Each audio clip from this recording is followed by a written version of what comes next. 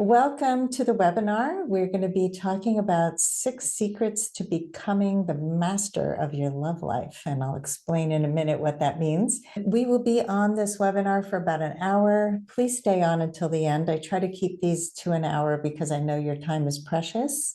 And I do have a special offer at the end and a free gift for everyone who has joined me live today. What best describes you? And I'm going to share 3 different kind of profiles.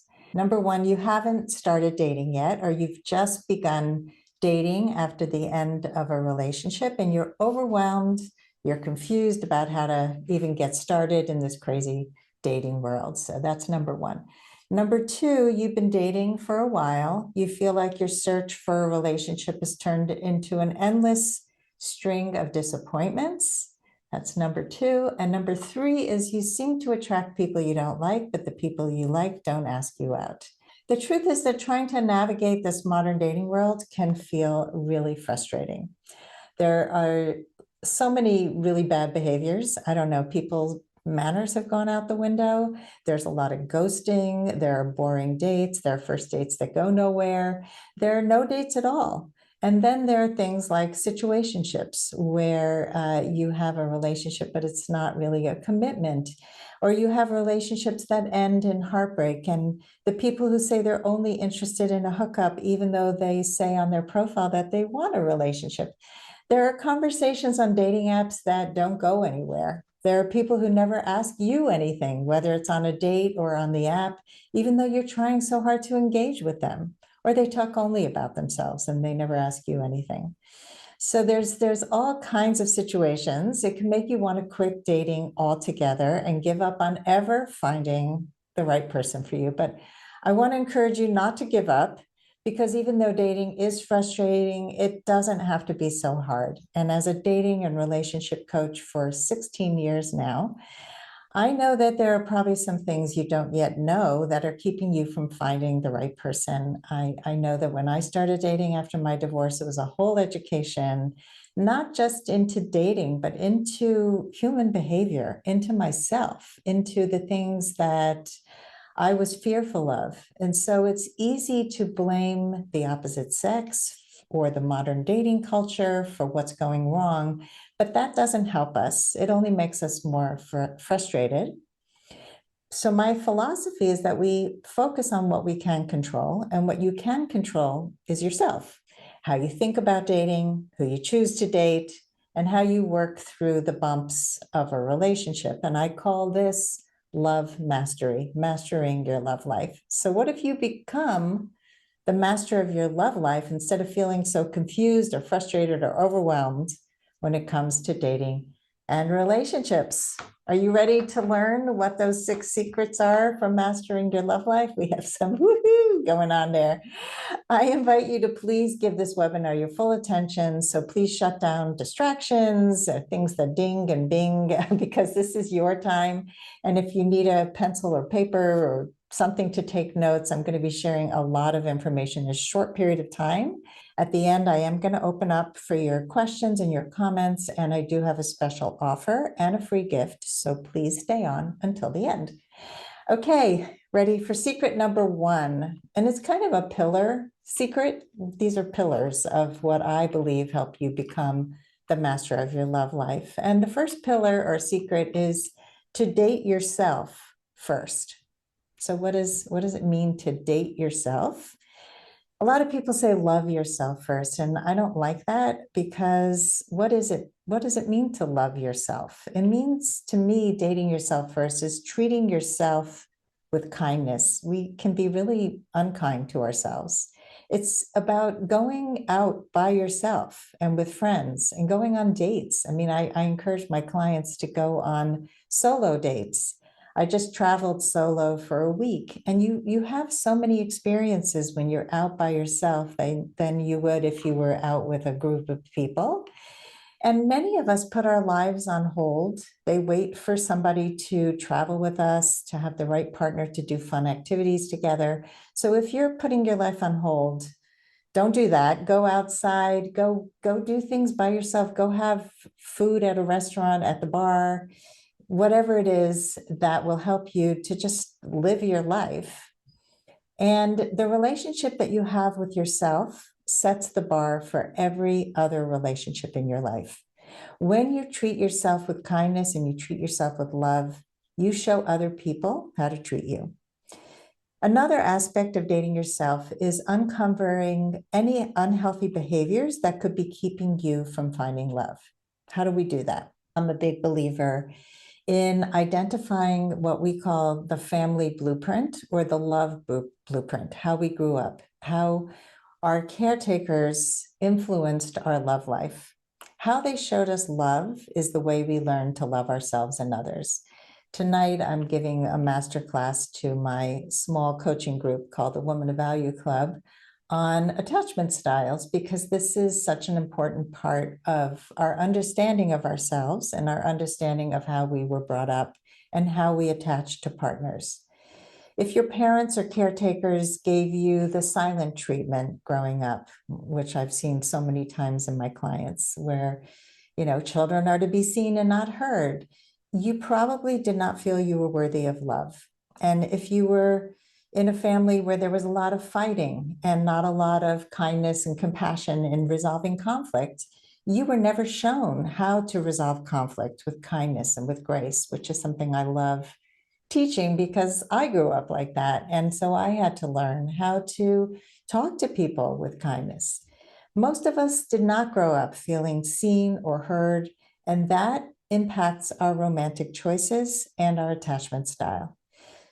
So once you have done that work, once you have recognized how your choices were influenced early on, the next step is to make a list of all your romantic relationships and look at what they have in common. This is going to help you outline the unhealthy patterns in your past so you can begin to make healthier choices.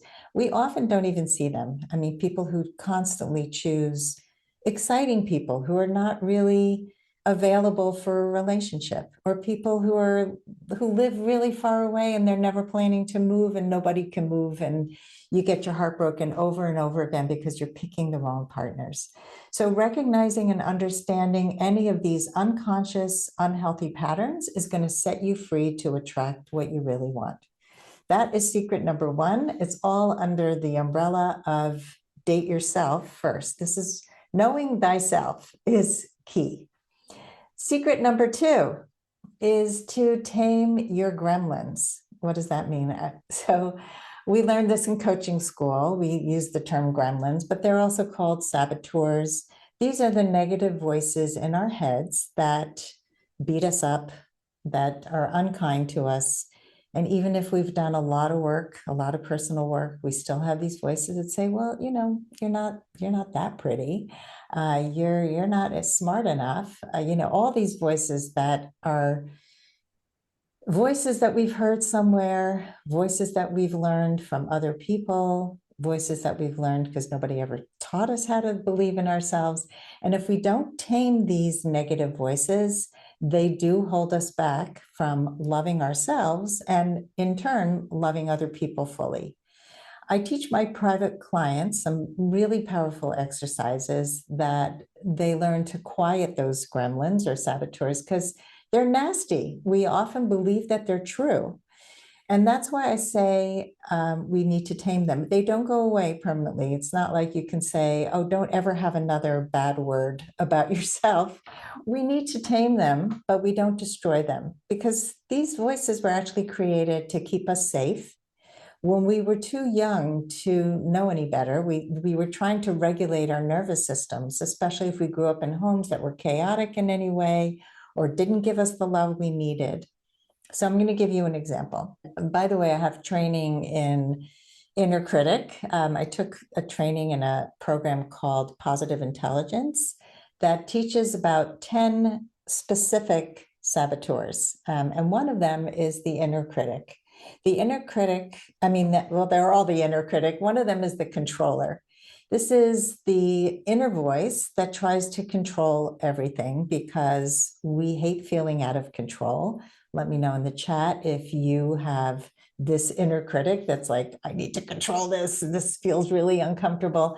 I mean, I definitely have some of this inner critic where I'm like, I feel out of control if somebody's not a planner and I'm trying to make a plan and I want to know what's going on. So let me know in the chat if this is you. Feeling out of control is uncomfortable. It feels unsafe. And if that is your primary saboteur, you probably grew up in a home where you had little control or agency over your life and the decisions that you made. Or you grew up in a chaotic home that was filled with unpredictable ups and downs. Let me know if that's true for you. Because when control is taken away, we become more controlling. That's how we try to get back into control. But it doesn't work when we're adults in relationship with other people. Not only do we need to tame and name our saboteurs, but we also need to quiet the inner critic. We need to quiet the inner critic, but we also need to do the opposite. So it's not enough just to name and tame the critic. We also have to tap into our highest self, which is the polar opposite of our inner critic. That's the highest, most divine version of who we are, and it's the antidote to the saboteur. She is the wise one, the inner guide as you journey towards your true love. So I have a program coming up, and it's a 3-month private group coaching program. It's called Love Mastery. And in that program, I'm going to guide you to discover your highest self, discover your saboteurs, discover all these things. And I'll tell you more about that in a little bit. But I wanted to give an example of one of my clients. She had never been in a healthy relationship. And through the work we did together to quiet those voices, and man, were they strong. I mean, she always believed that a man was going to kind of find her out and figure out that she wasn't worthy, very much tied into her childhood. And through this guided visualization that we did to discover her highest self, she found someone that she named Shine. It just occurred to her this was this light inside of her, and she started looking at her life through the eyes of her highest self, Shine. She actually met this amazing man shortly after that, and they're in a fabulous relationship. She had the word Shine tattooed onto her arm. She just starts every wordle with Shine, like it became like her mantra, that this was her guide. And this is what happens when we can find that inner light, that inner guide. It starts to help us lead our lives and our decisions through that highest self instead of through that inner critic. This is really, really important work. Ready for secret number 3? Secret number 3 is to create your true must-have and deal breaker list. I feel like I say this all the time, but we often get this wrong. And the person that we choose as a life partner is the most important decision that you will make in your life. And if anybody has ever chosen the wrong partner, as many of us have, you know how destructive and alone and horrible it feels to be with that person. And that's why it is so important to create the right list of values and character traits that we need in a partner. Why do we get this wrong? Because we have no idea what to do. We base it on what society says is the right thing, what rom-coms paint as a picture of an ideal partner. I mean, there's so much bad information out there. And when we get it wrong, we attract the same person over and over with a different face, right? We just keep attracting the same type of person. Getting this right is important. This is the work that I would guide you on if you join my program. And once you become crystal clear as to the qualities of the right person for you, you'll be able to trust your intuition about whether you should stay or go. You will be able to make great decisions about how to speak up. Say, hey, this is really important to me, and it doesn't seem like we line up. So I'm going to walk away. I mean, being able to have that clarity is amazing. And I'm just wondering if you have ever been in denial or embarrassed about what you really want in a relationship, because a lot of us downplay how much we really want to find that person and be in a really deep, intimate partnership, because We think, oh, we're fine without it, or we don't really want it that badly, but we need to really tap into what we want, both the list of what we want and the felt sense of what we want, because whether you believe in the universe responding to the energetic vibes we put out there or not, there is something that shifts in you when you actually know what you want and you're focused on it. So in order to attract what you want, you have to know it, you have to embrace it, and you have to have those feelings inside your body. What would it feel like to have what you want? So I invite you to spend some time exploring what that might feel like. You all are all unique people. We all have different desires and needs, but I want you to dream about it, feel it. Try not to limit yourself. We often just think, okay, we're not capable of having what we really want, so we're going to tamp it down and have something smaller. And I don't want you to make yourself smaller or put yourself in a box. I want you to visualize what you desire. It's a powerful aspect of creating the life and the love that you want. There is no reason to settle for anything less than what you really want.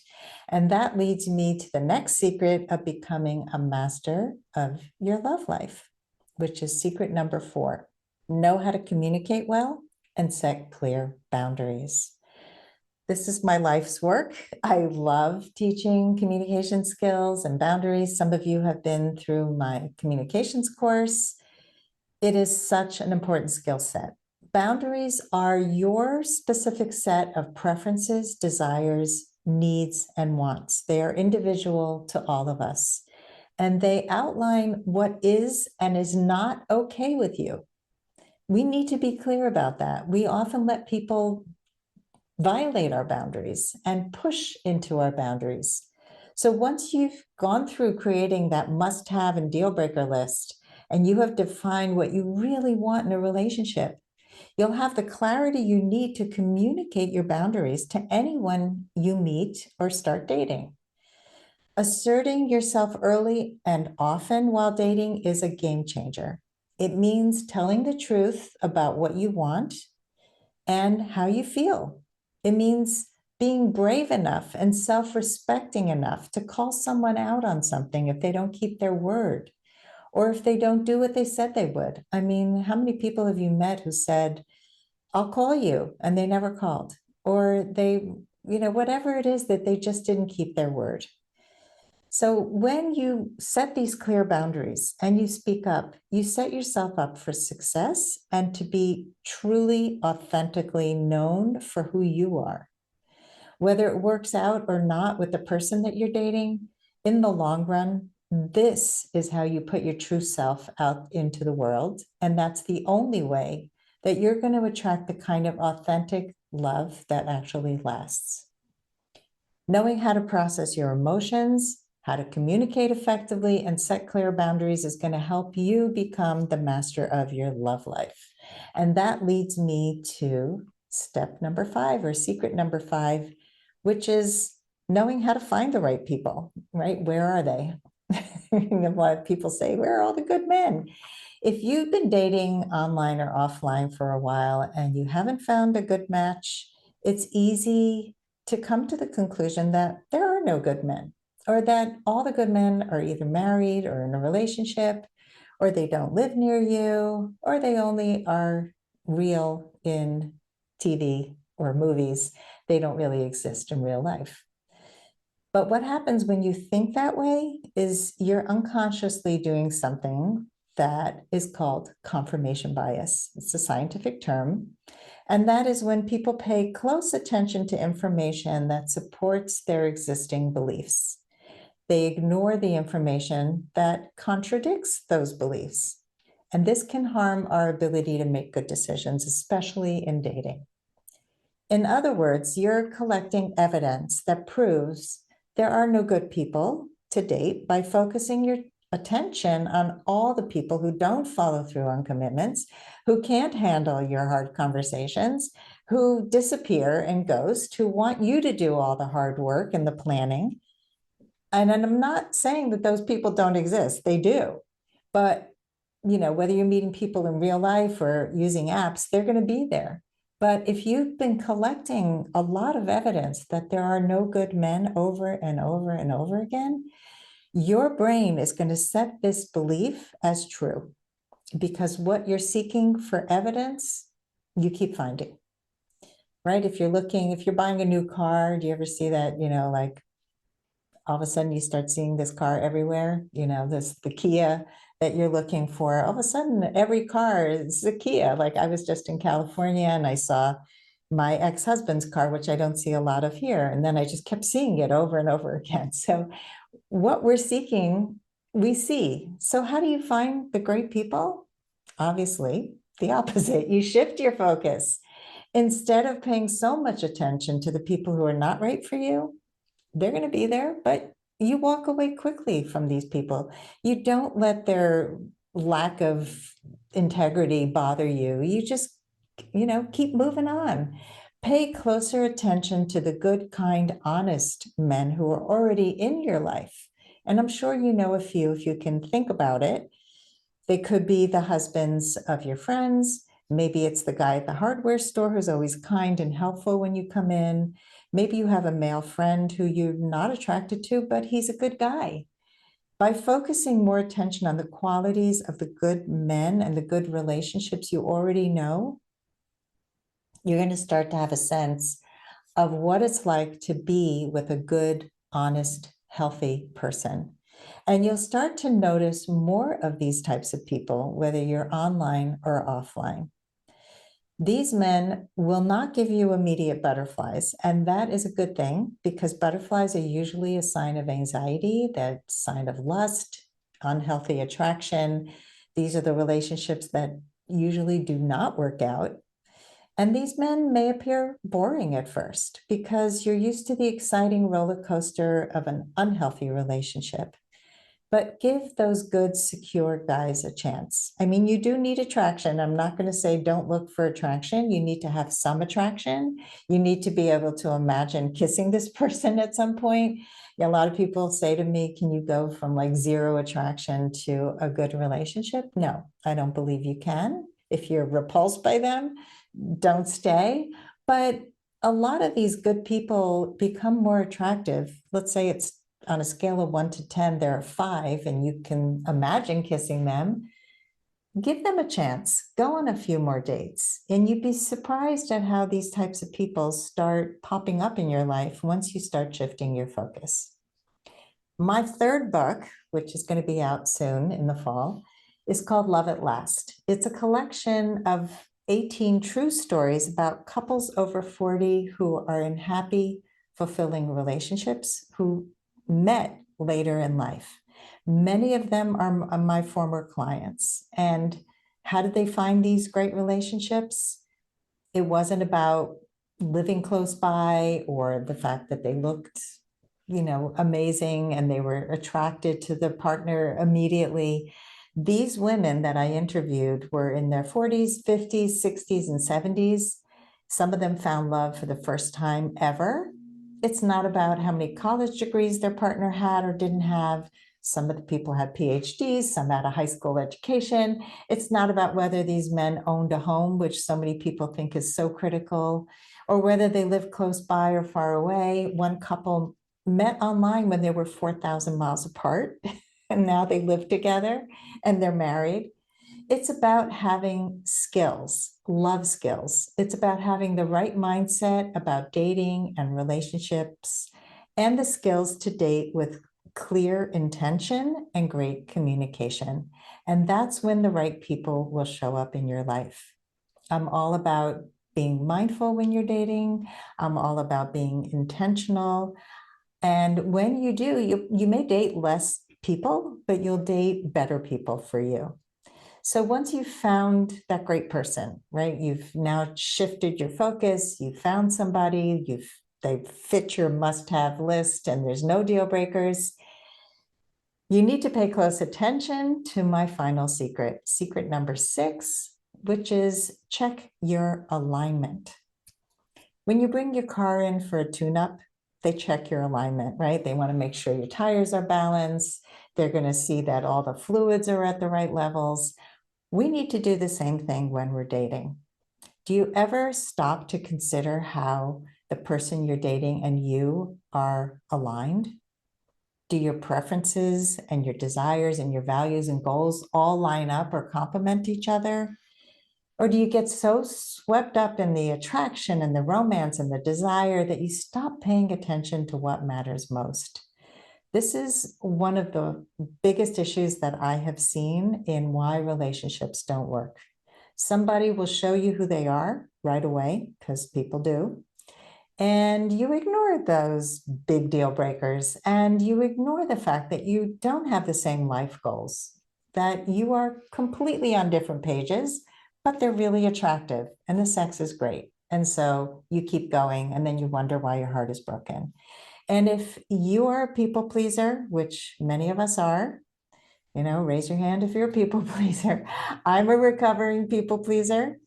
We are people whose boundaries can get fuzzy and malleable. I'm seeing some raised hands. Thank you. You might find yourself getting very focused on what you think your partner or your date wants, right? And then you morph into that. Have you ever dated somebody and you think, oh, they want somebody who's really more active than I am. So I'm going to go and I'm going to start running, even though it really hurts my knees. Or I'm going to, look a certain way. I'm going to put a lot of makeup on because I'm dating somebody who I think is attracted to that. And so I'm going to dye my hair. And I've got some gray coming in. I'm going to dye my hair because I think he'll only like me if I do these things. And then you lose sight of what you want and need. Like, what is this working for me? It's such a big shift. Like, is this working for me? This doesn't mean that you have to align on everything. You don't have to agree on everything. That's not realistic. That's not what I'm talking about. You also need to compromise about some things because that's how we get along in relationships. But the only way to do that is to know what you want and need and communicate it clearly from the very start. Then you're going to see, how does this person respond to me? How do they respond to my needs and my wants? And can they speak up? Like, you don't want to date a people pleaser either, because they're just going to agree to everything and they're not being truthful either. So it has to be true on both sides. And through this process, you're going to get closer to finding your person and becoming the master of your love life. So I'm going to review the 6 secrets, and I want you to tell me in the chat, which of these do you need the most support in, right? Do you need the most help with? And that, where have you abandoned yourself in the past in these areas? So here they are. Secret number 1 is date yourself first. Taking care of yourself, knowing yourself really well, making sure that you go over your relationship history, what's your family blueprint, your attachment style, all of those things. That's number 1. Number 2 was tame your gremlins. These are those inner critic voices. Are you good at quieting those voices and raising the volume on your highest self? Do you even know who your highest self is, your inner guide? Number 3, your true must-have and deal breaker lists. How good are you at knowing those? And how many of us really have no clue? Number 4, knowing how to communicate well and set clear boundaries. How many of you are really good at speaking up early on? And once your feelings are hurt or you're confused about something, do you check in?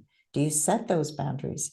Do you enforce those boundaries? It's one thing to set them, and it's another to make sure that they're enforced. Because a lot of times we go, this is really important to me, and then we don't enforce it.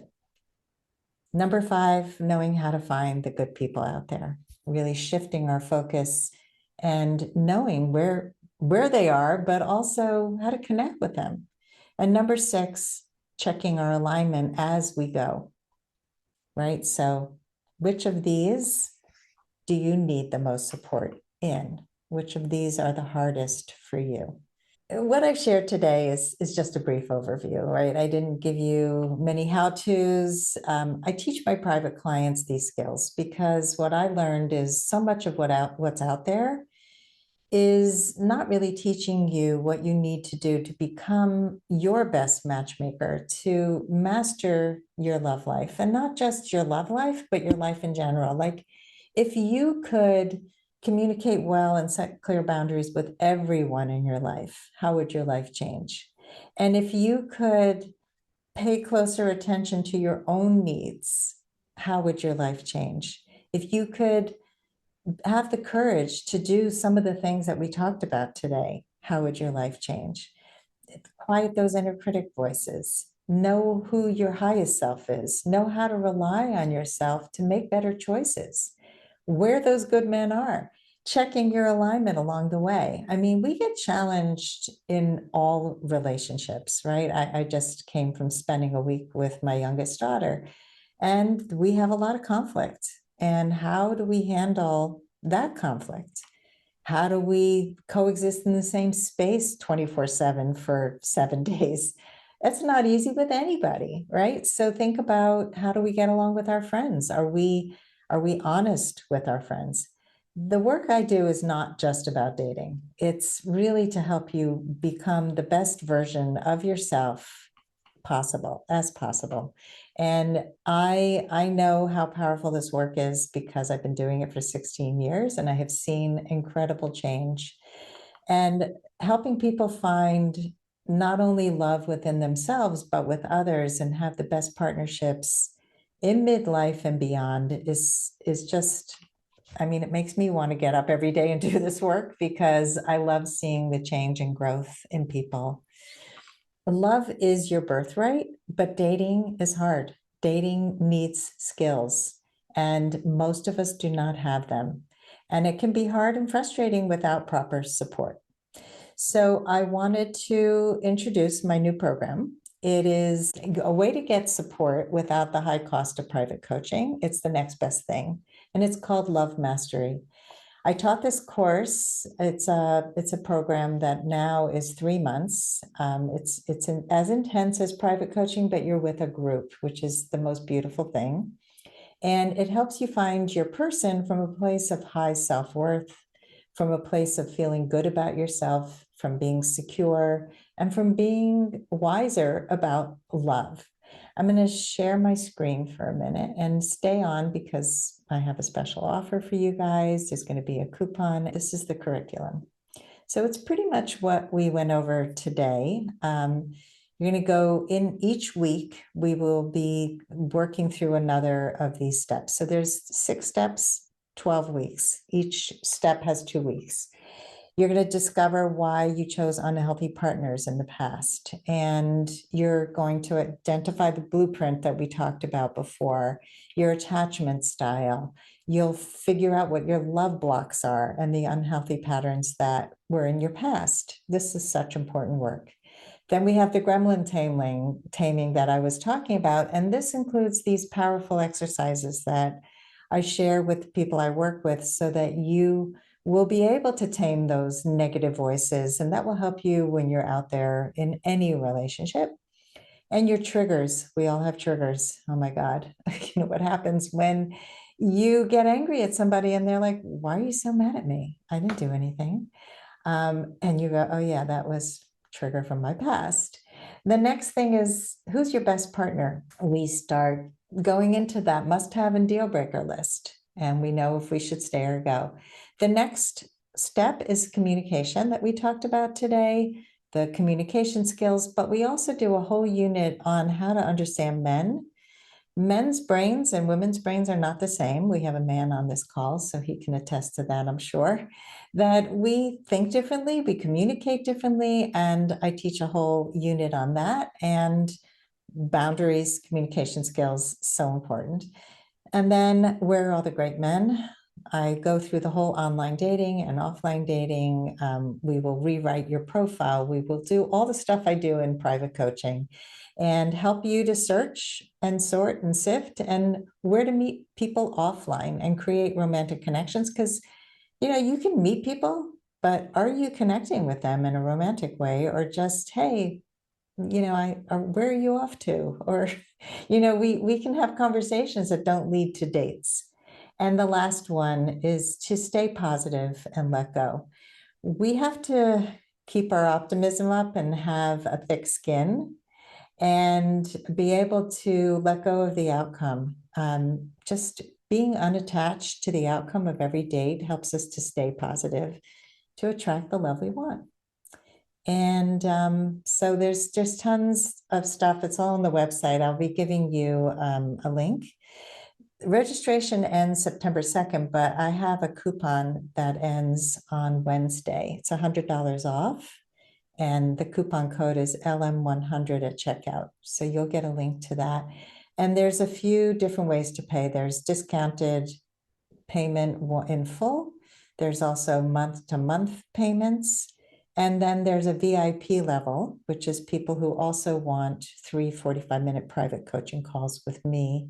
I also have a free gift for you. It is first date question guide. I put this together because so many people don't know how to connect on first dates. And so this is a guide for anyone who wants to get better at talking to your date and asking questions that actually will help you to know your date faster and better. These questions will also help you to assess values and whether you're aligned, which is one of the 6 secrets. Now I'm going to open up for questions, takeaways, comments. I would love to hear from you. I've even come up with a must-have and a deal breaker list, and I haven't actually dated anybody since I've come up with that list. So what I ended up doing, though, which I don't know why I do this, but I wind up going back to men that I've already dated that don't meet that must-have deal breaker list. And because I miss the connection, and I think that it will get better the next time around, and it never does. So what I'm trying to learn is anybody that I've dated in the past, there's a reason that I'm not dating them anymore. They don't meet my must-haves. There's deal breakers. So I need to learn to move forward. But the problem I run into is they always reach out again. I've blocked a few men that I've dated, but I leave the door open in a way, but then I do say, I'm not interested in dating you anymore, but I don't block them. So that is something that I guess I need to work on I don't know where that would fit into this. And I know that the men that I've dated before don't really align with me. They have just different ways of thinking about things, not necessarily good or bad, different lifestyles that don't align with mine.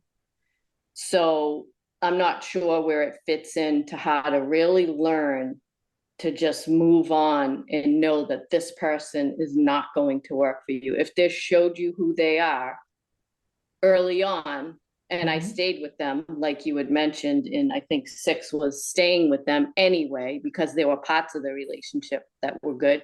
It's the same thing where I go back to it. So maybe that would be 6. Yeah, I think you're talking about 6, and also possibly communication and boundaries, because when you know that somebody's not right for you, you need to learn how to communicate and even get curious, because sometimes they may come across a certain way and they may be more open to certain things and be able to negotiate certain differences.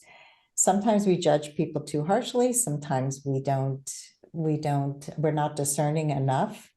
And so knowing the difference between those two by communicating well and setting those boundaries early on and seeing if people can meet your needs, and to constantly be checking the alignment. I think when we ignore even one red flag, then we are in trouble. And because there are nice things about people. There are good things about a lot of people. And that red flag is going to be the thing, the bane of your existence. That is going to be the thing that takes the relationship down. So how somebody shows up at the beginning is usually how the relationship ends. They tell you something about themselves and you go, I can overcome that, or that's not that big a deal, or, but there's so many other great things. It doesn't matter. And then we paint this picture of this person as being bigger than they are, often also, like more important than they are. And the other thing is to really end things, like you block some people, but I pretty much, whenever I've ended anything, I'm done. Like I don't want to revisit unless we both have friendship feelings that we're going to revisit at some other time. But if two people are on different pages and you keep them kind of on the back burner, hanging in there without really dating them, that can get in the way of finding the right person too. Yeah, and I think that's what I do. So it's just sometimes hard for me because I feel mean to the person by completely cutting them off. Yeah, it's not mean, it's kind, actually, because dating is a lot of no's. It's mostly no, right? It's mostly not going to be a good fit. How many very close best friends do you have? Probably one, maybe two. We don't have a million close people in our inner circle. And that's what dating is. We're trying people on. We're figuring out, is this a good fit for me? Or we're just in the beginning stages. Sometimes you're just having experiences and you're trying to figure out, who am I now? Like, who am I now in a relationship to other people? And how do I communicate better? Because you're going to learn from every person, but most of the time it's not going to be a good fit. And the unkind thing to do is to hang in there and not end it. So saying it nicely is the key, right? We don't have to be mean and saying, hey, I never want to see you again, I'm blocking you, never contact me. That's unkind, but you can be kind. You can say things like, I really wanted this to work. I've had relationships that ended after a couple months, and I've said, I think you're a wonderful person. I just don't see a future for us. And I appreciate everything I've learned and everything that you've given me. And I wish you well. And those people move on and have better relationships with people that are a better match, including my ex-husband, who found somebody who was a better match than I was, and so we're not we're not meant to be with a lot of people, and so I think saying goodbye is a healthy thing. Thanks. Yeah. Thanks, Carol. I have a question and I have a comment. So the thing about men who talk about themselves constantly and never ask about you, that to me, that just instantly sets me off. I mean, I think it's selfish, it's self-centered and stingy. Is it nervousness? I don't believe that it is. It can be. It can be, yeah. So how to deal with that? Because Right. to me, that's a person showing me who they are right off the bat. Mm-hmm. So that's a judgment, and it's a common judgment. And we can dismiss some lovely people who are just nervous. And the way to tell the difference Yeah. is to interrupt them. Mhm. So they've been talking and talking, and we say gently, maybe put your hand on his forearm and say, excuse me, may I interrupt you? You've been talking for a while. I'm Yeah. curious if there's anything you'd like to know about me. Something as simple as that. And you see how they respond. If they're reactive, and people can be, they can get up and leave the table. That has happened. How dare you interrupt me? Then there are the people who say, I'm so sorry. I'm so nervous. I didn't even realize I was talking so much. I want to know more about you. Give people an opportunity to show who they are, right? That's the importance of the communication skills and challenging your biases, because we all have unconscious biases about people. Yeah. The things that remind us of an ex, for example. You date somebody who has a similar profession to somebody who you dated, who you thought, like, let's say lawyers have a reputation. So we'll throw that one out. They have a reputation for being self-centered or loud or not open-minded, I don't know, it could be anything, but of course, everybody's different. So we could go in thinking, I will never date a lawyer because I dated lawyers in the past and they weren't very kind. Mhm. But we give people a chance and we let them rule themselves out, right? We rule them in first to see who they are and give them a chance. Mhm. Okay, that's good counsel. Thank you. You're welcome. And my comment might be another judgment. I don't know. Okay. I'm just looking at the screen here and there's like 3, 6, 9, 11 people here and only two of us are showing ourselves. Mm. And I think that's sort of like, to me, there's a metaphor here. And that's all I want to say about that. Oh, here's somebody did. yeah, everybody, hey, everybody, where are you? Who are you? Show yourselves. So what are you making up about that, Sandra? Well, because so, I tend to see, I'm a writer, so I see the world in metaphor generally. And so, I mean, to be in the dating world, to find somebody, you have to show yourself. You have to show up. You have to show yourself. And so, but like looking at this screen here,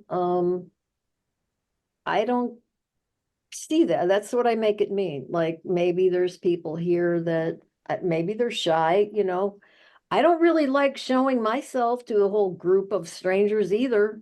Okay, but I intentionally decided to do that today. Well, I appreciate that. So, And I'm going to say that some of your points are absolutely true and valid. And a lot of people don't like showing themselves on Zoom. It doesn't mean that they don't want to show themselves metaphorically in other ways. And so part of what I like to do in my coaching is to help people see contrary evidence. Because we can do this in dating so often. We mhm, see somebody and we say, well, it's obvious that that person is not a kind person because they did this, but we haven't really explored further. Or the person didn't text us back within the time frame that we thought they should. That's a big one. mhm. Right? So we think, well, who's so busy that they can't at least have the kindness to let me know they're busy? And so Carol says she's in the car. She's not Yeah, I turning on see her, that. right? Thank you, Carol. Right. So this is contrary evidence, right? Yeah, yeah. It's not a reflection on Carol. It's a reflection that she's driving and doesn't want to be distracted. No, I get that. I totally get. Right? I mean, I'm at home. I'm sitting at home. Right. I have the luxury of sitting at home, not having to be driving around in my car or doing whatever. So, Right. okay. So yeah, that's, it's good information. It is. Yeah, because Yeah. when we make up stories, because we're all story making, meaning making machines, we can often judge people incorrectly and unkindly. And so when you look for contrary evidence as to why somebody might have taken longer to get back to you or didn't confirm on the day of the date, you can always find 5 other reasons, right? And a lot of times, if we're so mad at somebody for not responding in the time frame we thought they should have, or doing whatever we thought they should have done, we can pick up the phone when they call with so much anger that we've sabotaged the relationship. Mhm, mhm. So it's the stories we make up. So I'm glad you brought this up because I think it is an important topic. And it's something that I cover when I work privately with clients, and with Love Mastery, we'll be talking a lot about these assumptions that we make because we all make them, right? We are all quick to assume things based on our own history and our own way of seeing the world. Yeah. And opening our eyes to how other people see the world and being curious is such a big part of dating and dating success. Thank you for that. You're welcome. I haven't done this group coaching program, this private group coaching program that's very intensive, but very effective in many years. You also make great friends when you are are part of a group, and you meet people who are going through the same things you are, which is such an important part of the dating process, to know you're not alone. And that other people are feeling the same things that we're feeling. Just remember that the coupon expires. If you are interested in saving $100, it expires Wednesday night, August 14th. It's the coupon is LM100. If you have any questions, I'm at sandy@lastfirstdate.com. And thank you again for joining me today. Take good care. Have a good rest of your day. Bye-bye.